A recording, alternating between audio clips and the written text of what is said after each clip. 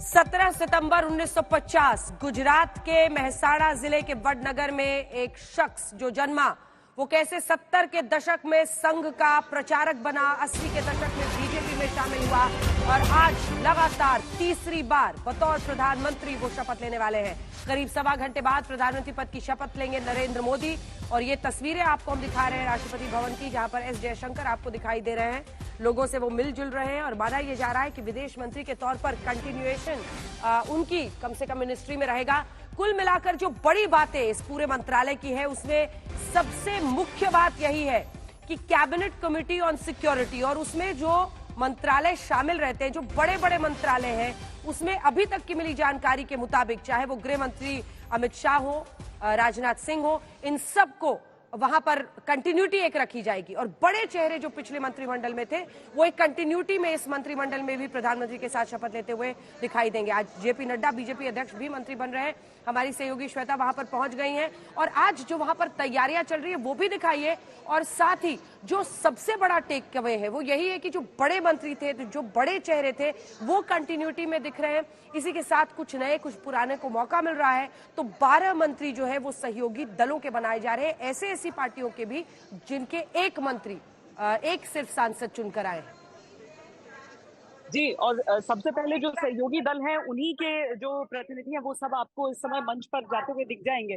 जीतन राम मांझी सबसे पहले जाकर, फिर जयंत चौधरी भी वहां पर नजर आए। हालांकि सबसे पहले एस जयशंकर मंच पर जाकर वहां पर सबसे मिलजुल रहे थे। तो अब जो मंत्री पद के दावेदार हैं जो कि शपथ ग्रहण आज करेंगे, वो सब मंच पर पहुंचना शुरू हो गए हैं। मुख्य मंच जहां पर ये शपथ ग्रहण किया जाएगा वो ठीक मेरे सामने आप इस समय देख रही हैं।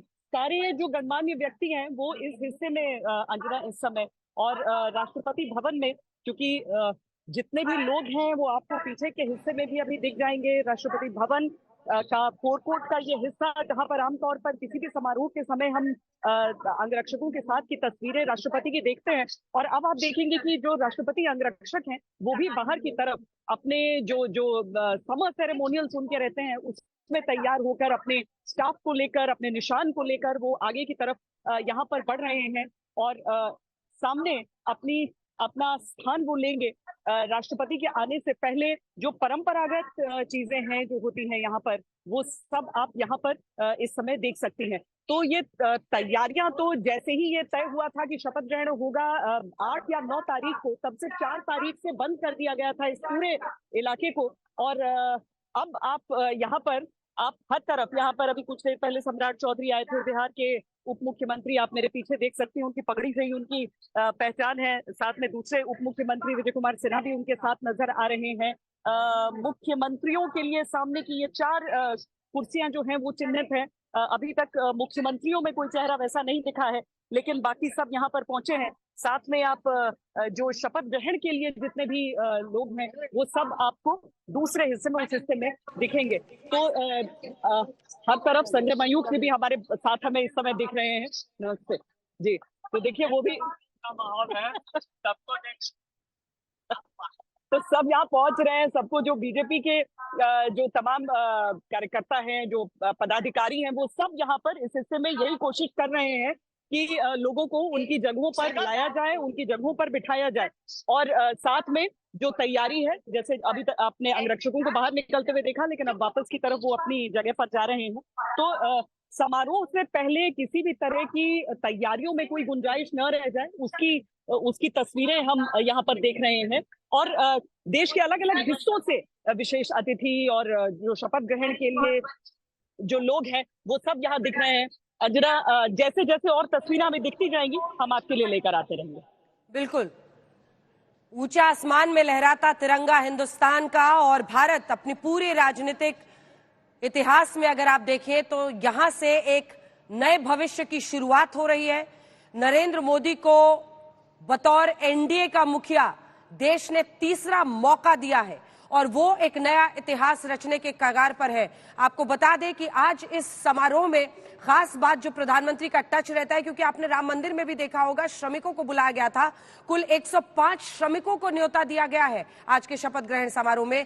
30 सफाई कर्मचारियों को भी यहां पर न्योता दिया गया है, तो उनका भी प्रतिनिधित्व है और उनकी खुशी हम आपको दिखा ही रहे थे। कई लाभार्थी हैं जिनको वहां पर बुलाया गया है। और इसी के साथ साथ अगर नरेंद्र मोदी के पूरे राजनीतिक सफर को, उनके जीवन को आप देखें तो 1950 से जहां पर शुरुआत हुई थी 17 सितंबर को मेहसाणा के वडनगर से, 70 के दशक में वो उसके बाद से संघ के साथ जुड़ गए और लगभग 77-78 में वो संघ के वहां पर प्रचारक बना दिए गए और फिर लगभग 87 में आकर उन्होंने बीजेपी ज्वाइन कर लिया। तो 70 का दशक उनका रहा, इमरजेंसी के दौरान भी वो काफी सक्रिय रहे और उसके बाद से वो संघ के प्रचारक के रूप में काम किए। फिर लगभग एक दशक तक उस संघ के प्रचारक के रूप में देश के कोने कोने में गए। फिर 87 पर आप आइए, 87 के बाद उन्होंने बीजेपी ज्वाइन किया। फिर राम मंदिर आंदोलन जब 90 के दशक में हुआ तो उसमें भी उनकी बड़ी भूमिका थी और वो लाल कृष्ण आडवाणी जब रथ यात्रा निकाल रहे थे, कई राज्यों में उन्होंने संचालन किया, बतौर मैनेजर उसे देखा, संभाला। कई जगहों पर वो जमीन पर लोगों से, कार्यकर्ताओं से बात करते थे, अक्सर अपने इंटरव्यूज में भी उन्होंने जिक्र किया है। उसके बाद 2001 से एक बार वो गुजरात की पॉलिटिक्स में एक्टिव हुए। वो एक कार्यकर्ता के तौर पर बीजेपी दफ्तर दिल्ली में काम कर चुके हैं। हिमाचल प्रदेश शिमला में कई बार उनका कई सालों तक वक्त निकला है। उसके बाद 2000 के बाद जब वो सक्रिय हुए, 2001 में वो गुजरात के मुख्यमंत्री के तौर पर शपथ लेते हैं। वो दिन है, आज का दिन है। कोई भी चुनाव, नरेंद्र मोदी अपना चुनाव तो नहीं हारे, उनके नेतृत्व में लड़ा गया हर चुनाव, चाहे वो गुजरात का विधानसभा चुनाव हो या फिर केंद्र का, जो कि लगातार वो 2014 से जीत रहे हैं, वो लगातार सत्ता हासिल करते रहे हैं और जनता का उनको समर्थन मिला है। ये भी एक सच्चाई है कि जब उन्होंने 26 मई 2014 को पहली बार शपथ ली, उस वक्त पूर्ण बहुमत की 282 सीटों वाली बीजेपी की सरकार थी, लेकिन एनडीए शामिल रहा। उसके बाद से 2019 में 30 मई को उन्होंने शपथ ली, लेकिन उस वक्त भी एनडीए के साथी शामिल रहे और कैबिनेट मंत्री, मैं सिर्फ आपको बता रही हूं, 3 कैबिनेट मंत्री सहयोगी दलों के थे, जबकि 300 का आंकड़ा बीजेपी अपने दम पर पार कर चुकी थी। वही एनडीए की सरकार एक बार फिर से बन रही है। इस बार बीजेपी को स्पष्ट बहुमत नहीं है, लेकिन 240 सीटें हैं और नरेंद्र मोदी और अमित शाह की इस जोड़ी में अगर आप देखें तो चाहे वो 14 हो, 19 हो या फिर 24 हो, बीजेपी अपने उच्चतम स्कोर्स पर लगातार इन दोनों के नेतृत्व में रही है। और प्रधानमंत्री नरेंद्र मोदी का सबसे बड़ा मास्टर स्ट्रोक अगर इस चुनाव में माना जाए तो वो था सहयोगी दलों को साथ लाना, क्योंकि एनडीए के पुराने साथी जेडीयू, टीडीपी, टिपरा मोथा, आरएलडी, सबको वो साथ लेकर आए और ये 12 मंत्री आज सहयोगी दलों के। और अब तो लग रहा है इट्स अ फुल हाउस। जो तस्वीरें दिख रही हैं श्वेता, अब मुझे लगता है कि तमाम जो अतिथिगण हैं वो अपनी अपनी जगह पर विराजमान हो चुके हैं और अब सिर्फ 1 घंटे का काउंटडाउन है। निर्मला सीतारमण आपको जाती हुई दिख रही हैं, वो भी कई लोगों से मिलती हुई, हालांकि इस पर भी चर्चा हुई है कि क्या वित्त मंत्रालय वो कंटिन्यू करेंगी, पार्टी दफ्तर उन्होंने खाली कर दिया है, इसको लेकर भी बातचीत हुई। लेकिन बहुत सहज स्वभाव में वहां पर मौजूद लोगों से वो मिलती हुई, बातचीत करती हुई आपको आगे बढ़ती हुई दिखाई दे रही हैं। और वो सफाई कर्मचारी, वो जो एमसीडी कर्मी है, वो सब है। अश्विनी वैष्णव देखिए 1994 बैच के एक आईएएस ऑफिसर है, ओडिशा काडर के, 2 बार वो डीएम रहे, अटल बिहारी वाजपेयी के निजी सचिव के तौर पर काम किया और अब दूसरी बार लगातार वो मंत्री चुने जा रहे हैं। पिछली कार्यकाल में उन्होंने बहुत अहम मंत्रालय संभाले हैं। तो ये तमाम ऐसे चेहरे जिस पर पीएम ने अपनी तरफ से अपने मंत्रिमंडल में ऐसा लगता है पुनः भरोसा जताया है और उसी के साथ साथ नए लोगों को भी मौका दिया जा रहा है, गठबंधन के साथियों को भी तवज्जो है। श्वेता जी अंजना, देखिए यहाँ पर जिस राज्य की सबसे ज्यादा निगाह है ना, बिहार के दोनों वो उप मुख्यमंत्री हमारे साथ हैं। देख लीजिए, आप लोग आज तक पर लाइव है इस समय, तो नमस्कार दोनों की तरफ से किया जा रहा है। देखिए इंतजार यही था सर, उत्साहित पूरे हैं सब पूरे उत्साहित हैं, पूरे खुश हैं। पूरा भारतीय जनता पार्टी आज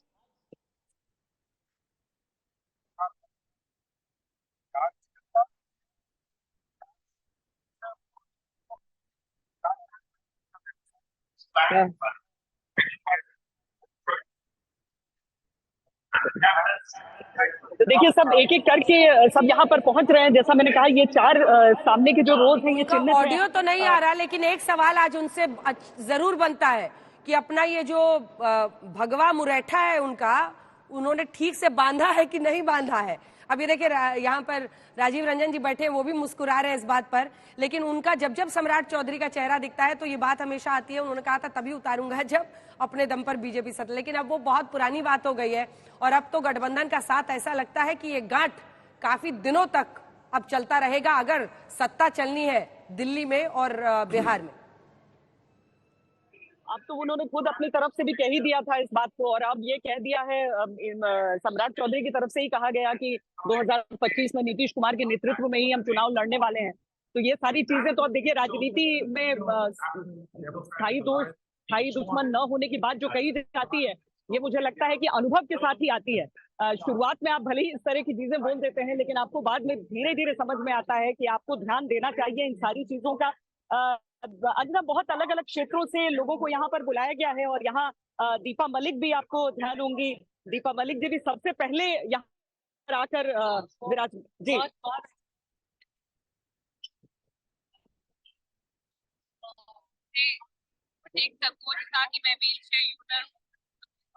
दरअसल वहां पर बातचीत में ऑडियो बार बार कट जा रहा है। हम कोशिश करेंगे कि आपको लिए चले वहां पर, और जो नेता वहां पर पहुंच रहे हैं उनसे बातचीत भी हमारी सहयोगी कर रही है श्वेता, वो आपको सुनाते रहेंगे। लेकिन ये देखिए तस्वीरें हैं। आज का दिन इतिहास क्यों नरेंद्र मोदी रच रहे हैं? क्योंकि लगातार 3 बार इससे पहले जवाहरलाल नेहरू ने अपनी सरकार बनाई थी, वो पीएम बने थे। उसके बाद क्रमशः तरीके से अगर आप देखिए तो चाहे वो अटल बिहारी वाजपेयी हो, तीसरी बार पीएम पद के लिए वो लड़े लेकिन चुनाव हार गए 2004 में। मनमोहन सिंह हो, इससे पहले इंदिरा गांधी हो, इंदिरा गांधी भी तीसरी बार सफल नहीं हो पाई थी। अटल बिहारी वाजपेयी सफल नहीं हो पाए, मनमोहन सिंह सफल नहीं हो पाए जो तीसरी बार 2004-9 के बाद लड़ रहे थे। लेकिन नरेंद्र मोदी ने एनडीए गठबंधन का नेतृत्व करते हुए जीत हासिल की और वो पुनः देश के प्रधानमंत्री बन रहे हैं। लेकिन सबसे दिलचस्प बात उनके बारे में ये है कि नरेंद्र मोदी न सिर्फ सीएम लगातार रहे, मतलब वो 2001 के बाद से सत्ता में ही रहे, ऑलवेज इन पावर जिसे कहा जाता है, कोई चुनाव हारे नहीं। और नरेंद्र मोदी कई बार मुख्यमंत्री, लगभग 13.25 साल मुख्यमंत्री रहने के बाद जब उन्हें संसदीय दल का नेता गोवा की राष्ट्रीय कार्यकारिणी में चुना गया था 2014 के चुनावों के पहले, उस वक्त से आज तक अब वो केंद्र की पॉलिटिक्स में इस तरह से सफल होते रहे हैं कि वो तीसरी बार शपथ ले रहे हैं और एक नया इतिहास लगातार लगभग 22 साल से ज्यादा सत्ता में रहने का रिकॉर्ड बना रहे हैं, चाहे वो विधानसभा में हो गुजरात में या फिर बतौर पीएम हो। ये हम आपको संभावितों का चेहरा दिखा रहे हैं लगातार। शहजाद पूनावाला जी बीजेपी की तरफ से हमारे साथ इस वक्त जुड़ चुके हैं लाइव। एक हिंट तो दे देते शहजाद जी, कई लोग अटकलें लगा रहे हैं कि जेपी नड्डा जी अब मंत्री बनेंगे नहीं बनेंगे, निर्मला जी वित्त मंत्री रहेंगी नहीं रहेंगी। अगर आपके पास कुछ जानकारी इससे ज्यादा है जो हम दे रहे हैं तो जरूर बताइए। अंजना जी, मुझे लगता है कि कम से कम मोदी सरकार के 10 वर्षों के बाद आपका ये सवाल पूछने का कोई औचित्य नहीं बचता, क्योंकि 2014 से पहले ऐसे हुआ करता था कि कई अटकलें लगती थी, कई निर्णय जो थे वो 7 रेसकोर्स रोड में न होते हुए कहीं और पर होते थे। पत्रकार जो है टेलीफोन पर डिसाइड करते थे कि किसको कौन सा मंत्रालय मिले। परंतु आज ऐसी व्यवस्था में है हम लोग जहां पर जो चुना हुआ प्रधानमंत्री है वही अपने विशेषाधिकार के अनुसार ये तय करता है कि उनकी टीम में कौन होगा। और जो टीम है, ये कोई नई बात नहीं है कि एनडीए, मैं आपको बीच में टोक रही हूँ, कोशिश में आप लोग सब कीजिए कि 2-2 3 लाइन में अपनी बात कहिए, क्योंकि तस्वीरें वहां से आ रही हैं। अभी दिलचस्प था, मनसुख मंडाविया को आप देख रहे हैं, उनको स्वास्थ्य मंत्री बनाया गया डॉक्टर हर्षवर्धन को हटाकर, और मनसुख मंडाविया गुजरात से आते हैं, उनकी भी एक बड़ी भूमिका रही है बीते दिनों स्वास्थ्य मंत्रालय में जो बदलाव किए गए हैं। राजीव रंजन जी भी हमारे साथ यहाँ पर जुड़ गए, प्रवक्ता जेडीयू के। धीरेन्द्र कुमार जी हमारे साथ जुड़ गए हैं जो कि प्रवक्ता एलजेपी ग्रुप के हैं। और जो 8 मंत्री बिहार से बनाए जा रहे हैं जिस पर सबकी नजर है, उसमें गिरिराज सिंह और ललन सिंह, गिरिराज सिंह बीजेपी की तरफ से, ललन सिंह जेडीयू के कोटे से बन रहे, रामनाथ ठाकुर एमओएस, शिवराज सिंह चौहान, हरदीप पुरी आप देख रहे हैं। शिवराज सिंह चौहान 8 लाख के मार्जिन से विदिशा की सीट जीत कर आए हैं। माना जा रहा है कि उन्हें भी अहम भूमिका इस नई सरकार में मिल सकती है। वो वहां पर पहुंचे हैं अपनी पत्नी के साथ, और शिवराज सिंह चौहान के साथ साथ आप तमाम मंत्रियों को देख रहे हैं। आचार्य प्रमोद कृष्णम भी आजकल राम मंदिर के बहाने ही सही या फिर उसी के आधार पर कांग्रेस पार्टी की काफी आलोचना करने लगे हैं और बीजेपी की प्रशंसा, तो आज वो भी वहां पर मौजूद है शपथ ग्रहण समारोह में। तमाम चेहरे दिख रहे हैं, एक छोटा छोटा कमेंट सबसे लेंगे।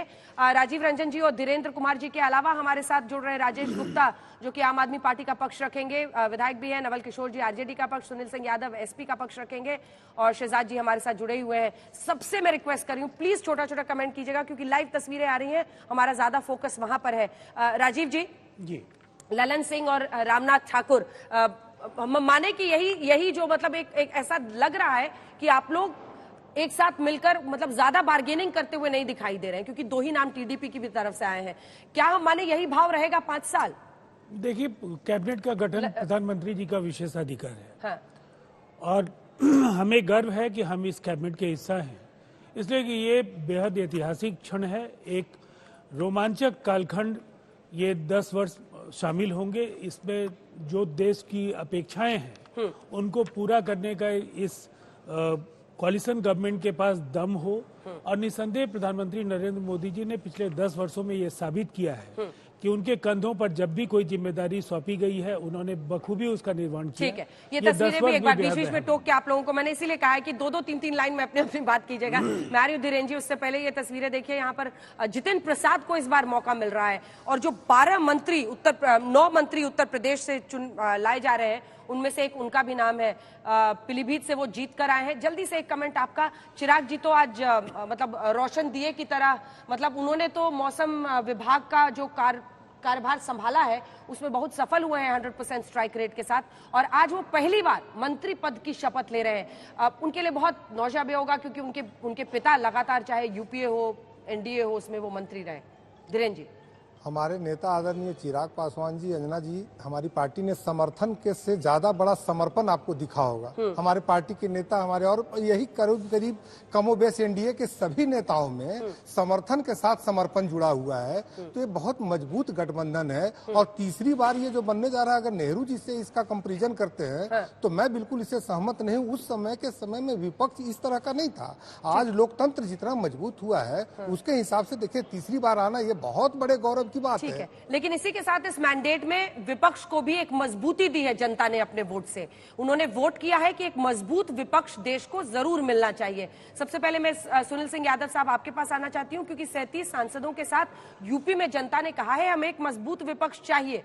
तो ऐसे में देश की संसद में, क्योंकि देखिए आज बहुत बड़ा जश्न है ये लोकतंत्र का, बीजेपी के लिए बड़ी कामयाबी है, 240 सीट्स वो लाए, एनडीए की सरकार बन रही है, तीसरी बार वो संजीव बालियान को आप देख रहे हैं। देखिए ये अपनी सीट हार गए, और ऐसे कई चेहरे हैं जो कि हारे हैं मंत्री, 19 मंत्री सरकार के हारे हैं, उनका भी अब नाम नहीं है इसमें लिस्ट में। लेकिन ये गिरिराज सिंह को आप देख रहे हैं जो कि एक बार फिर से बेगूसराय से जीत कर आए हैं। लेकिन इसी के साथ सुनील जी, देश की संसद चले, जनता ये कहती है क्वेश्चन आवर हर हाल में चले। हम सांसद चुन के भेजते हैं कि वो सवाल पूछे हमारा। क्वेश्चन आवर का डिसरप्शन मुझे लगता है कि लोकतंत्र में सबसे बड़ा आघात है, चाहे वो सत्ता पक्ष करे, विपक्ष करे, कोई भी करे, जवाबदेही सबकी बननी चाहिए। क्योंकि क्वेश्चन आवर में संसदीय क्षेत्र के सवाल पूछे जाते हैं, छोटा छोटा जवाब सबसे।